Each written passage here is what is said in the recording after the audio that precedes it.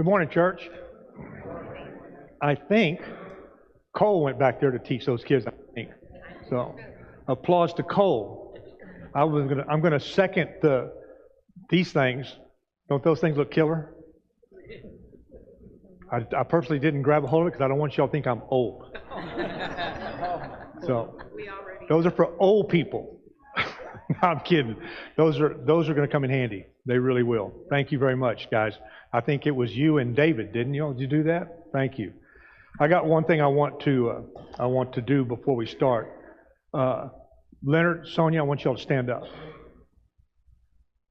They have decided to place membership with us, and I told them I wanted to make sure. Thank you, guys. You can sit down. They have decided they want to worship here. They want to work underneath the oversight of this eldership, and we are glad to have them. Absolutely glad to have them. So, in 1981, George and I were baptized right over there in the old building, that old baptistry, where the gym is now. And we were baptized, I think, in January or somewhere like that, somewhere in that area, because Paul she was 8 months pregnant. So I think it was February because he was born in March. And I thought, we had two little boys. We had one on the way, and we were baptized. And Paul kind of got baptized by proxy, kind of. But and about, I don't know how long, maybe a year or so later, the guy that baptized me, Dwayne Wheeler, gives me a call, and he says, man, I got something you'd be really good at. He said, you need to really, this would be awesome. He said, it'll only take 5 minutes of your time. I said, really? Okay, well, how hard could it be? I had to do a 5-minute sermonette in front of 300 people on a Wednesday night. Thank you very much, Dwayne Wheeler. The reason I told you that is because this text is the text I used. And to see where you've come in 40-something years and how far you've come and what you've come to is truly amazing. You have no idea what God can do in your life and where He can bring you and how He can get you there. And it truly is an inspiration to know that we have an opportunity. We have the opportunity to share what we have with the lost and the dying of this city and really of this world. The people in Mexico, the people in Eastern Europe, the people we touch are directly affected because we have come to a place in our lives where we have been obedient to God. I want you to, Jared, if you would you pull back up the scripture reading? And I just want you guys to look at it. Okay? Can you pull that up for me? Can you pull the scripture reading up for me this morning?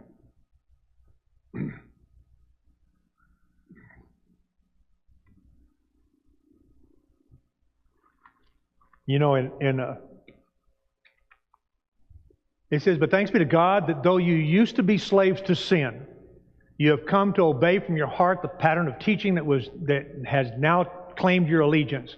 You have been set free from sin and have become slaves to righteousness.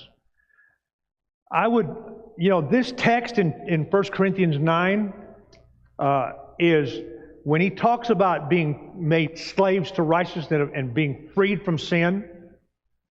That is a unique perspective.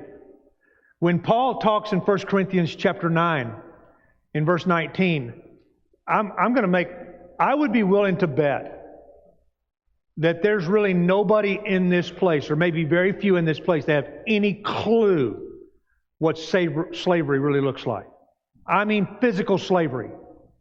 The barbaric nature of it. The depression of it. The anger and the rage that was involved. And just what I've read about it. And about slavery itself. Paul lives in a time and a culture where slavery is a fact of life. We live in a time and a culture where slavery is absolutely a fact of life. Not physical slavery, spiritual slavery, slavery to sin. We have been blessed with the opportunity to be freed from that. Would we not want to do everything we could do to make sure that everybody we know has every opportunity to be free as well? Would we not want to do that? Paul is going to talk to us about that here. He's going to talk to us in this text. Just a short text. I used it a completely different way back 40-something years ago. Didn't use it this way because my mindset wasn't this way back then. I had a completely different perspective on life then. But what I want you to understand is we have been given a directive. Whether you like it or not, whether you feel compelled or not, whether you feel like you're capable or not, we have been given a directive. Matthew 28 tells us to go into all the world and do what? Preach the gospel. Teach them, baptize them. That's what he tells us.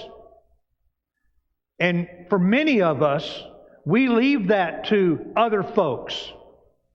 We leave that to folks that have more talent than we have. That we can't do this because I'm really not trained that way. Garbage. I don't believe that for a minute.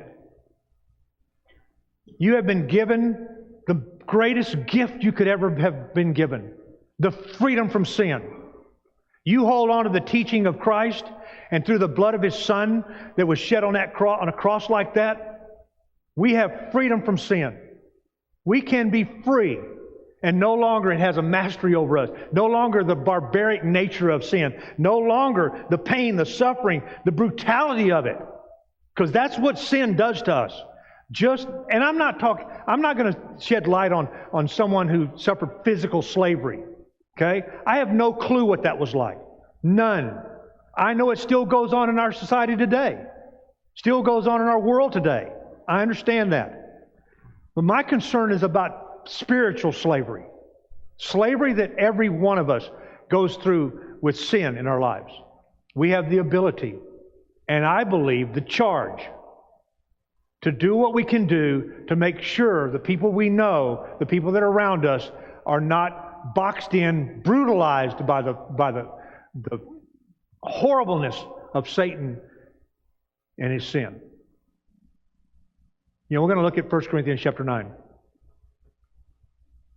And the first verse we're going to look at is verse 19. Go ahead and turn to the first verse. Though I am free, I belong to no one. I have made myself a slave to everyone to win as many as possible. Paul's focus here in his life is I'm going to walk away from what I was enslaved by, and I am going to train and save as many as I can possibly save. And this is going to be about self-sacrifice, about doing the things that I am called to do because they need my help. We live in a lost and dying world, guys. Okay? The majority of people you know, the majority of people you come in contact with on any given day are going to die and go to hell. You understand that? Do you? Jesus said the majority of people are not going to make it to heaven. The majority. Not the majority or the other way around. The world thinks, oh, God's going to save everybody. That's not what He says. He says the majority are not going to go to heaven. And that means there are a few, maybe some that we know, maybe some that we're going to come in contact with today, tomorrow, and next week, that have the opportunity. Maybe they're going to need your help to find the same thing that you found. Found the freedom from sin that had captured you and was strangling you. You know, in this text, he says, though I am free and belong to no one, I have made myself a slave to everyone to win as many as possible. To the Jews, I become like a Jew to win the Jews. To those under the law, I become like one under the law, though I myself am not under the law, so as to win those under the law. To those not having law, I become like one not having the law, though I am free from God's law, but I am under Christ's law. You understand who he's talking about here? He's talking about the Jews and the Gentiles. You understand what the mindset of the Jews were towards the Gentiles? They looked at them as dirty, filthy dogs, animals. And he's saying here, he said, I have to put that aside, and I have to become what I don't really want to become, but I have to become a slave to them. I have to become like a Jew for a Jew. I have to become one like one who doesn't have the law to one who doesn't have the law. It means I have to decide that I am going to become what they need me to be. I am going to self-sacrifice my life for the greater good. What's the greater good? For them to learn the truth. Do you believe that the truth can save people's lives? Do you believe that coming in contact with the blood of Jesus can free them from their sins? Do you believe that? You can nod your head. You don't have to stand up. You don't have to shout another. Do you believe that? And do you believe that people who don't find that relationship with God are going to die and go to hell? If that's true, and you're the only thing that stands between them and that, what do you need to do? Anything possible. Anything that you need to do to become what they need you to become like a Jew to a Jew. Learn how to talk what he talks. Learn how to feel what he feels. Learn how to be what he is, even when it does not comfortable. You know, we just went through a traumatic, still going through, a traumatic political season. And I know people, I have listened to people that hate unconditionally. I know of people that have lost their jobs over who they voted for. I know of people who have lost family. I heard of one lady was going to divorce her husband because he voted for somebody that she didn't like. And you're never going to ever be able to touch that person who has that much hate if you come at them with the same kind of hate. You understand? We have to learn how to love and learn how to deal with people where they are. I don't have to agree with you to teach you the truth. I don't have to agree with you politically to teach you the truth.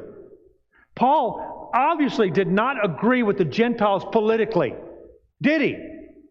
He didn't agree with their ideology at all. He didn't agree with their religious practices at all. But he sure needed to know what they were doing so he could teach them. People are going to respond when they feel like you think they're important. And if you decide, I'm going to become what that person needs me to become, that means you're going to have to do some things. Okay, you're going to have to do some things.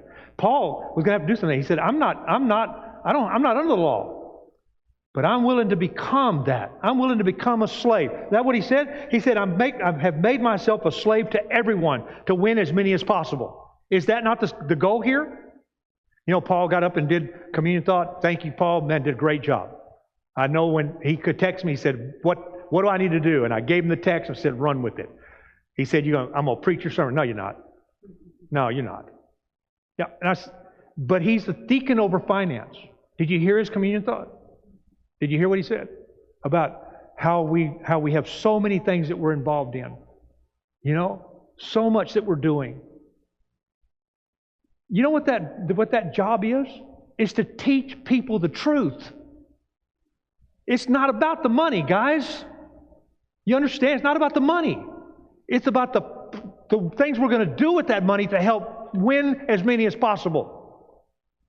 And we as individuals, you can't just put money on a plate. It doesn't work that way. I'm sorry, it doesn't. You may say, oh, I put this much money in. I do this. That's great. That's not good enough. It's not good enough. If we're going to help people to learn the truth, then we have to strive to become what they need us to become. Not opposed to Christ at all. But I need to know how a welder thinks if I'm going to teach a welder the truth. Right, Gary? You know, I'm going to have to try to think how a lawyer thinks. God forbid. To know how to talk to him, know how to deal with him. That's what Paul is saying here. I'm willing to become a slave to everyone. Are you? Are you willing to become a slave to everyone to win as many as possible? You know, Ruth and Adam and that family, I mean, it burdened the whole family. They spent a lot of time on trunk or treat. A lot. And you know what? Doesn't reap any, as we know, it doesn't reap any benefits spiritually. Right? We don't see it, do we? Are you willing to do it again next year? Oh, yeah. How come? It's a lot of work. He was up here that day all day, the next day, the day after, the day after. I would think that the people that worked on the joy buses would have thought the same thing. In fact, I talked to some of them. Some of them were discouraged because there was no response from parents or nothing. There was no response. And you know what? We've got a couple sitting here this morning. You know what contact he had with us? You know how he came here? Contact was through the Joy Bus.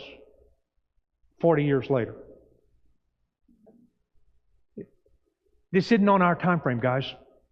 This is about willing to become a slave to teach as many as possible so God can save them in His time, in His way. This isn't about you. Only thing it's about you is not about you in the saving part, it's about you in the slave part. I will do what I need to do every single day, no matter how I feel, no matter what it costs me. I'm going to do whatever I have to do to win as many as possible. That's what he's saying. Now look at verse 22. To the weak I become weak to win the weak. I have become all things to all people so that by all possible means I might save some. I wrote some notes down here. I told my wife I've been working on this thing for a week. I ain't even looked at my notes. You know, there was a couple of things. I need to learn where people are coming from. Okay? That means I need to figure out how people's lives interact and what's going on in their lives. I need to know that. I need to watch people. When we used to go on cruises, we went on a lot of cruises, and Ann and our people watchers, and so we'd sit down on one deck and we just watch people for hours.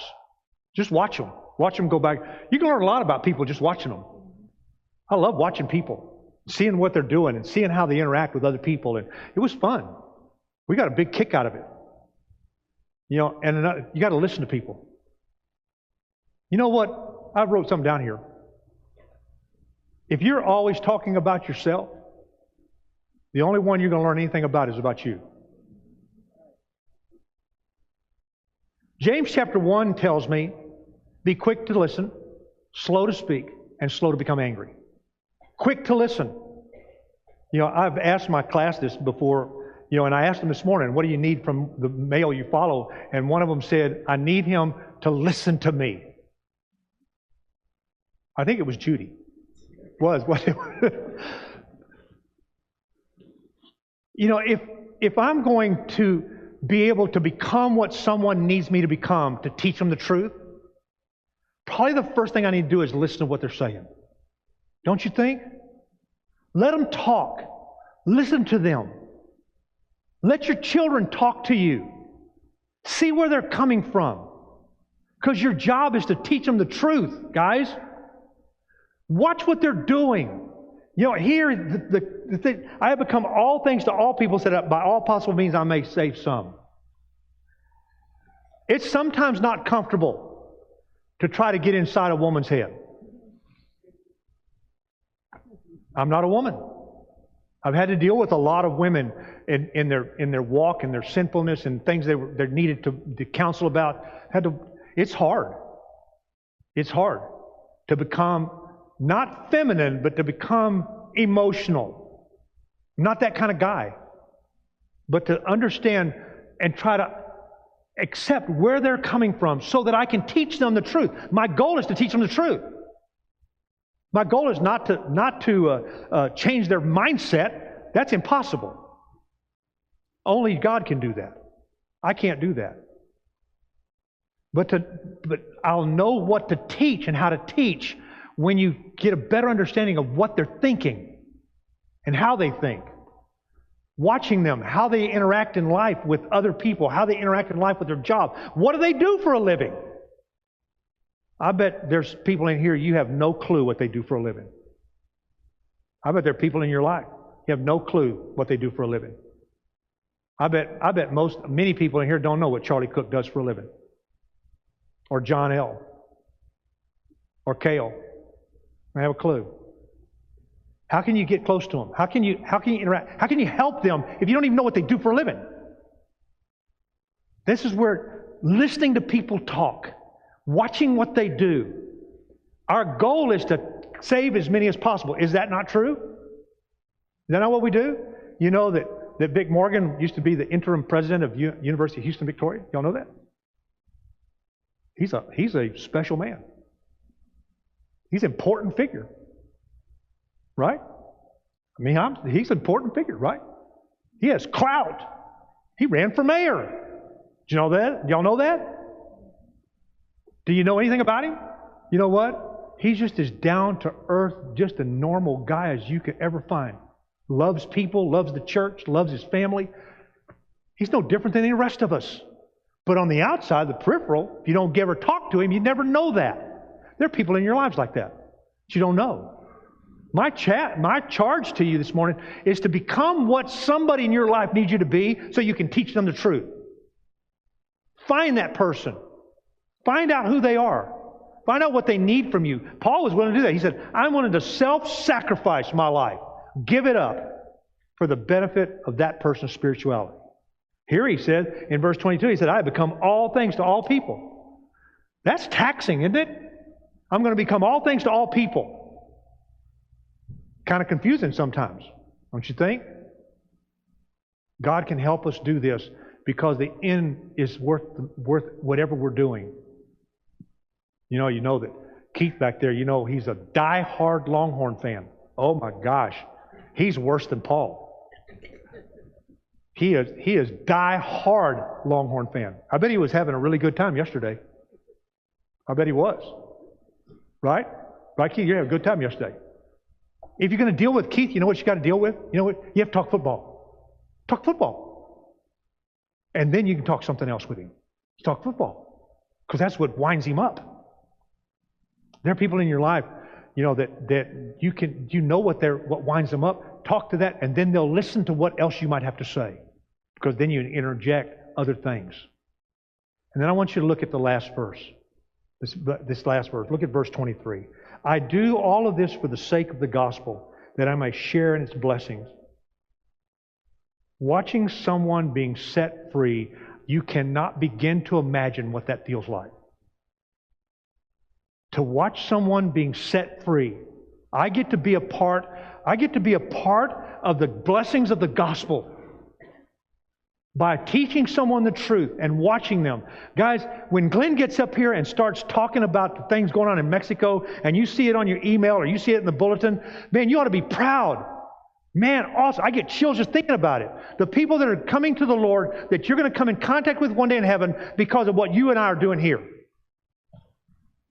By opening up your pocketbook and saying, I want to do this here, I want to help, or buying Bibles, or whatever it is, I become all things to all people that I might win some. I'm willing to self-sacrifice. I'm willing to change my whole perspective on life so that I can help that person find truth. There are people in Mexico. There are people in Eastern Europe. There are people in Eastern Europe that have no access to a Bible. None. You've got 4 or 5 of them you leave laying on the counter, leave them laying in the trunk, leave them laying everywhere else and never open one of them all week long, and they long to have one. And they'll wear it out in 6 months. We need to understand that, guys. That what we have and we take for granted, people long for. Let God help you find the ones longing for it. Let Him help you. And share in the blessing of the gospel. Share in the absolute wonderment of teaching someone the truth and knowing that you had a part in it. Knowing that this was because of you. I don't know who... Did any of you ride the joy buses back in the day? Any of you? They're all gone. Chris? Oh, Steve back there did. Chris did as a little... How old were you, Chris? 10. He was 10 years old. He drove the joy bus. Do y'all ever have any idea that that's what would happen? That 40, 50 years later, we'd have a guy sitting here that came and he said, my first encounter with you guys was on the joy bus. Never look down on what you do. One of these days, somebody's going to come here and say the interaction I had was a guy at the petting zoo with a camel. And they're not 5 anymore. Now they're 35 or 45. Say, can you please help me find Jesus? That's going to happen. And this church became what it was not to save those who do not have what we have. That's what we did. 1,000 people came through here. 1,000. And if one responds, it was worth every dime. Worth every dime. Whatever happened on those joy buses, Chris, All of the aggravation, all of the money that was spent, it was worth every nickel, in my opinion, because of you and your wife. That's what we're looking for. Becoming a slave to all men that we might save some. We look at, well, we're going to save, maybe we'll baptize 100 folks. Not what I'm looking at. I want us to save that one.